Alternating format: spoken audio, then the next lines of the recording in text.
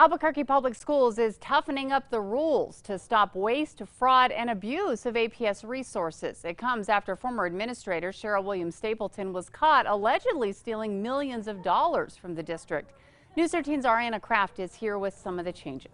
Kim, the APS Board of Education unanimously approved the new procurement policy this week, hoping that in the future anyone who handles APS money knows there are rules to follow.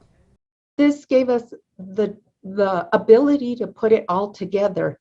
So now it is documented, it is memorialized, and it is approved by the board.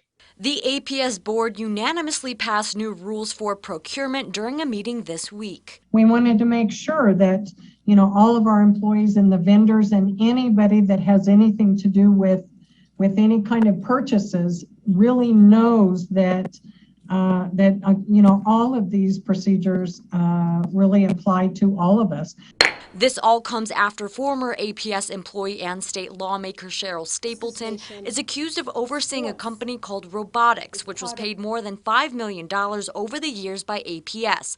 But investigators say its software never actually worked. Authorities say nearly $1 million from that contract was funneled to companies and charities ran by Stapleton.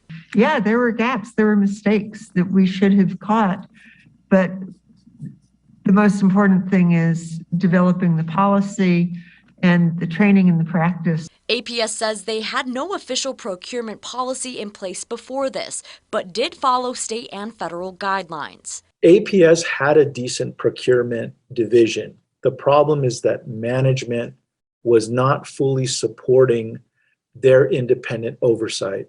And so other very powerful, influential people at APS were able to overrun and basically bypass the law.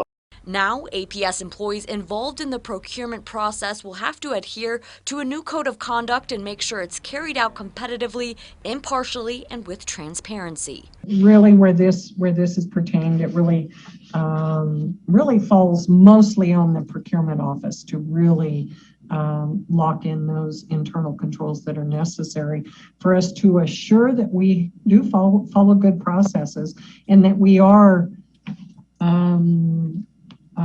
treating taxpayer funds with the utmost respect as they deserve. Under the policy, APS employees are prohibited from participating in the procurement process if their family members have something to gain financially in the contract. Back to you. Okay, thanks, Ariana. Now, several APS employees were put on leave as that internal investigation into the Williams Stapleton case is conducted. We're waiting on an update on that. A tentative trial date for Williams Stapleton is scheduled for next December.